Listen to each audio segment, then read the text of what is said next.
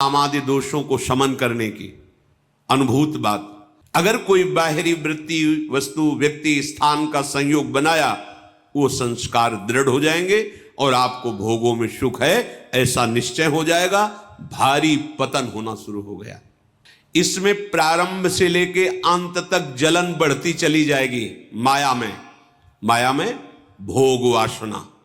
और ये परमार्थ मार्ग, इसमें थोड़ी दूर तक बहुत जलन है। पक्का ये हमारे दोस्त हैं, परमार्थ में सहयोग करेंगे, इतना चिंतन होना ही विक्षेप हो गया। अपने आराध्य देव से अन्य आश्रय नहीं, ये अंदर बैठा लो, बहुत निश्चिंत हो जाओगे। अब हमारे कल्याण में कोई संशय है? हमारा मंगल पता नहीं होगा कि नहीं होगा, ऐसी सोच का त्याग कर दो, क्योंकि अब हमारा परम मंगल होने का समय आ गया है। नहीं हमें ये सौभाग्य न प्राप्त होता जो हमें लाडली जी की बिना किसी कारण, बिना किसी हेतु के ऐसी अपार कृपा का परिचय मिला है। अपार सुख देने वाले राधा नाम का परिचय मिला है। समस्त कर्म बंधनों को नष्ट करके दिव्य प्रेम प्रदान करने की सामर्थ्य वाले श्रीधाम वृंदावन का परिचय मिला है, महिमा सुनने को मिली है। इससे हमें विश्वास हो जाना चाहिए कि अब हमारा परम मंगल है। श्रीपाद प्रबोधानंद जी महाराज कह रहे हैं, देहेस्मिन्नति कुत्सुते त्यजत वृथाध्यासं यतः संस्मृति घोरा चिंतय चिदघनम निज वपु सर्वंच वृंदावने घोरा संतु विपत्ति कोटय इह त्वं याहि नो विक्रिया मारब्ध क्षयमावसै तददथ तन्नाथौ सदा खेलय। हे भाई, देहेस्मिन् नति कुत्सिते त्यज व्यथाध्यासं यतः संस्मृति।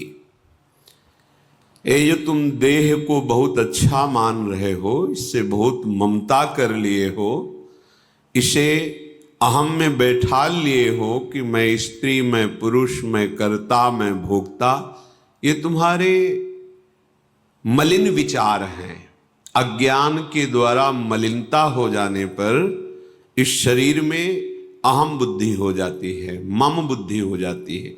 ये मैं शरीर हूं, शरीर मेरा है, ऐसी अहमता ममता हो जाती है। इसी में सारे के सारे कुत्सित विकार रहते हैं, सारे के सारे पापाचरण इसी भाव में रहते हैं। देहेस्मिन् नति कुत्सिते त्यज। अब तुम्हें उपदेश कर रहे हैं श्रीपाद कि इस भाव को त्यागना होगा।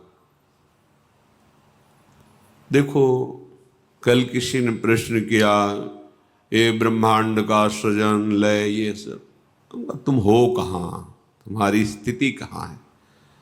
सुन सुना के, पढ़ पढ़ा के प्रश्न कर लेना या उत्तर दे लेना ये अलग बातें हैं। अनुभूति करना ये सबसे अलग बात है। इतना हम देह भाव में मगन हो गए हैं, तन्मय हो गए हैं कि ऐसा हमें भान ही नहीं होता कि मैं शरीर नहीं हूं। 3.5 हाथ के शरीर में अपने हाथ से ना आप रह रहे हैं, फिर भी आपको अपना परिचय नहीं है। बहुत ज्ञानी बनते हो, बहुत प्रश्नकर्ता बनते हो, ऐसा लगता है कि तुम्हें सब शास्त्रों का ज्ञान हो गया है। पर हम और कुछ ज्यादा जानने की बात नहीं कहते। तुम अपने को जान लो, फिर सबको जान जाओगे। जानो अपने को। अपने को तो तुम देह माने हुए हो, अपने को तो तुम बुद्धि माने हुए हो। मैं बुद्धिमान, मैं ज्ञानवान, फिर तुम हो क्या? जब तुम अपना निर्णय नहीं कर पा रहे तो ब्रह्मांड का निर्णय क्या कर पाओगे? ये जब तक देह भाव है तब तक केवल सद असद क्रियाएं होती रहती हैं। ध्यान देना हमारी बात पर।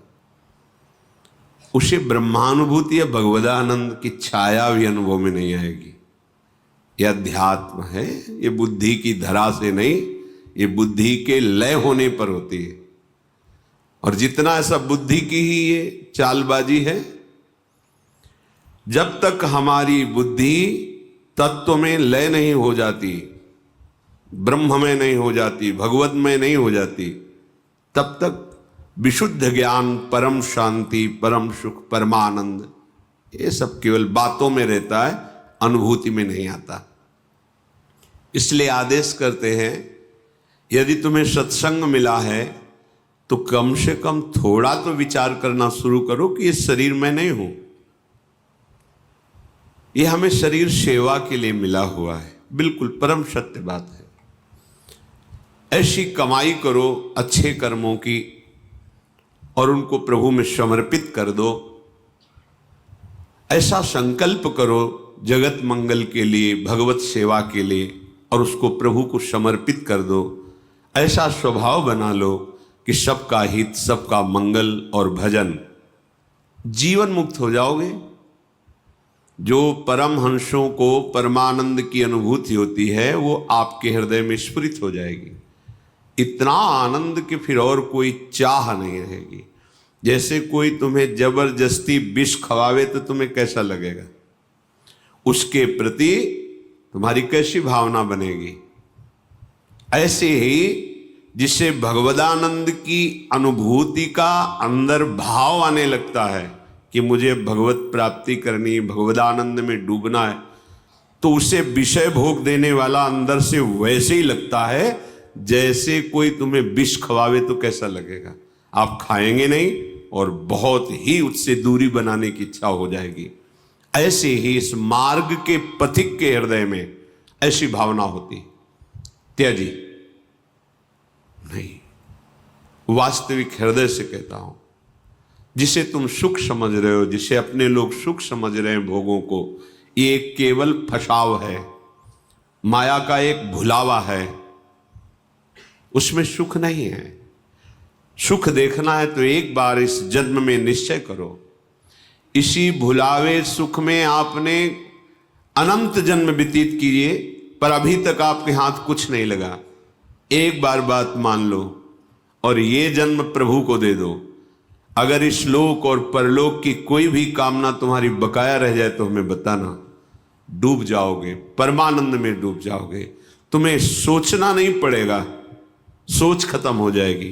बिना सोचे सब वो होगा जो तुम करके सोच के भी नहीं कर पा रहे हो। प्रसन्नात्मा न सोचती न कांक्षति, कैसी अद्भुत स्थिति। पर इसके लिए आपको ये छोड़ना पड़ेगा। ये जो कुत्सित शरीर में अहमता, ममता, गंदी बातें देखना, सुनना, भोगना, ये छोड़ना होगा। क्योंकि इसको जब तक नहीं छोड़ोगे तो शरीर भाव तुम्हारा और पुष्ट होता रहेगा। शरीर भाव पुष्ट होता रहेगा तो जन्म, मृत्यु, नाना प्रकार के दुख सुख ये आकर्षित करते रहेंगे। जहां आपने अधर्माचरण छोड़ा और भगवत चिंतन कर रहे हैं, आपका हृदय निर्मल होने लगेगा। तो ये शरीर अपने आप अलग दिखाई देगा। उसमें मैं शरीर नहीं हूं ऐसा चिंतन नहीं करना पड़ता, अपने आप ये अलग दिखाई देता है। मन बुद्धि अपने आप अलग दिखाई देते हैं, स्वभाव अपने आप अलग दिखाई देता है।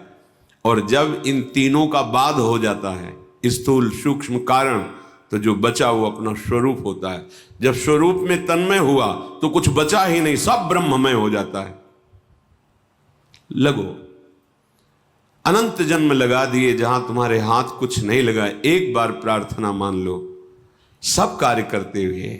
हम ये नहीं कहते कि आप सब छोड़ करके किसी गुफा में चले जाओ, समय नहीं है।